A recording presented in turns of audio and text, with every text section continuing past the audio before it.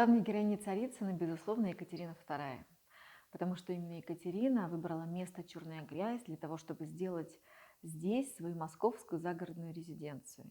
Именно Екатерина лично руководила строительством дворца и привлекла двух модных на тот момент архитекторов, Баженова и Казакова, для того, чтобы этот дворец сделать. И лично контролировала всю постройку знаменитого Екатерининского дворца в готическом вкусе, или, как его называют, в стиле нежная готика. Один из самых любимых наших экспонатов – это скульптура Екатерины II, сделанная Александром Михайловичем Опекушиным. И в истории создания этой скульптуры тоже есть своя тайна, загадка, история и даже история сохранения этой скульптуры. Скульптура весит более 3 тонн, и то, каким образом она появилась в Царицыне, рассказывает экспликация, находящаяся в Екатеринском зале рядом с нашей скульптурой. А на самом деле скульптура была создана в честь столетия жалованной грамоты для Московской городской думы. Но после своего создания и установки скульптура преодолела большое количество препятствий для того, чтобы оказаться в Екатеринском зале Большого дворца музея-заповедника Царицына. У нашей скульптуры Екатерины, как у всего места Царицына, тоже необычная судьба.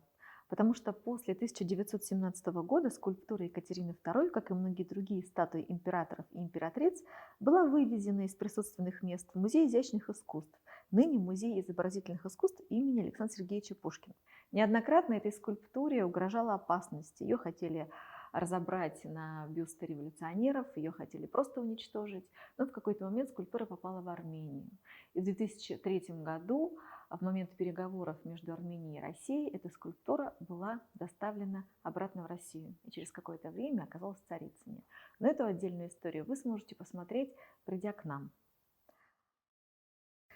Памятник очень красив и эффектен. Статуя великой монахини состоит из каррарского мрамора, постамент из порфира, а основание из серого финляндского гранита.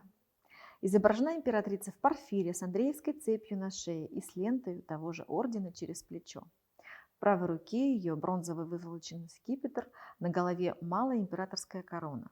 На красном порфировом постаменте памятника помещен бронзовый вызолоченный картуш с инициалом ее императорского величества, окруженный ветвями лавра. У подножия постамента на гранитном основании положен бронзовый вызолоченный лавровый венок.